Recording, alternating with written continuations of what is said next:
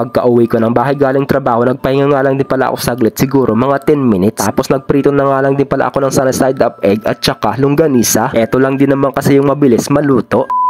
Hi guys, eto nga at kakarating ko lang ng bahay galing trabaho. Kanina nga habang nasa biyahe kami, nag-iisip na naman ako kung ano na naman yung lulutuin ko. Dahil hindi ko nga sigurado kung magkakanin ba ako o magtitinapay. Kaya naman bumili na lang ako doon sa supermarket namin. Eto kasi talaga ang una kong pinoproblema pagka-uwi ng bahay galing trabaho. Yung mag-iisip kung anong lulutuing ulam. Minsan kasi talaga kapag wala na akong time magluto, kung ano yung mahuhugot ko na madaling lutuin doon sa loob ng rep, ayun ang kinukuha ko. Pero bago nga yan, nagpalit muna ako ng damit pang bahay. Tapos nagsaing na rin ako. 3 takal nga lang din pala yung sinaing ko hanggang para bukas. Hindi na rin kasi ako nagbabaon kasi nagda-diet na ako. Kasi kapag kumakain kasi ako ng marami, yung unang lumalaki yung tiyan ko. Kaya minsan hindi na rin ako nagbabaon ng kanin sa trabaho. Okay lang yung sakto ang katawan at hindi masyadong katabaan. Baka mamaya hindi na magkasya sa pintuan. Pero minsan din pala nakakagutom din kapag hindi ka makakain ng kanin. Pero pagka gutom na talaga ako at hindi na kaya ng powers ko, ay bumibili na lang ako ng Indomie. Aminin mo, isa ka din sa madalas kumain ng Indomie dahil yun lang naman talaga ang mura. Pero yung madalas ko nga kainin doon yung regular lang na hindi maanghang. Pero minsan kapag sawa na rin ako sa lasa, yung binibili ko ay yung sweet and spicy.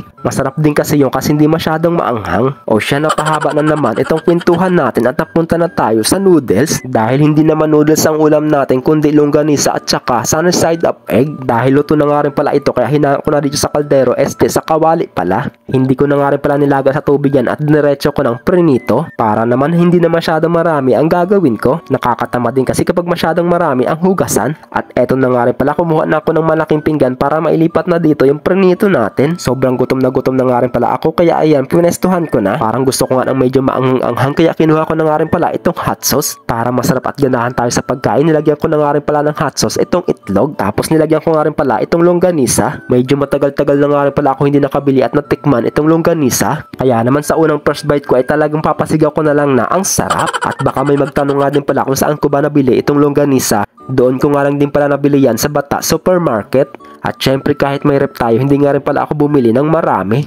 Bali 2 flavor nga lang din pala ang binili ko. Itong niluto ko nga ngayon ay medyo matamis. At meron pa din naman tayong natira doon sa loob ng ref, yung garlic flavor. Pakonti-konti nga lang din pala ang pagluto ko nito para may lulutuin pa tayo sa susunod na araw. Medyo matagal-tagal pa kasi tayo makakapunta ulit kapag sahuran lang. Medyo may kalayuan nga din pala dito yun sa accommodation natin. At syempre kapag pupunta ka doon, kailangan mong mag-taxi. Di gastos na naman sa pamasahe. Medyo may kamahalan din kasi. Etong 3 pirasong longganisa nga, yung 2 ay uulamin ko ngayon at yung isang matitira ay para bukas. O diba partida na yan sa ulam. At so ayun guys, hanggang dito na nga lang din pala ang mini vlog natin. At sana nag-enjoy kayo sa panunood. At kung napadaan nga rin pala sa inyo ang video na ito, paki-follow, like, share, comment naman. At so ayun lang, thank you for watching. God bless po sa inyong lahat. Bye bye!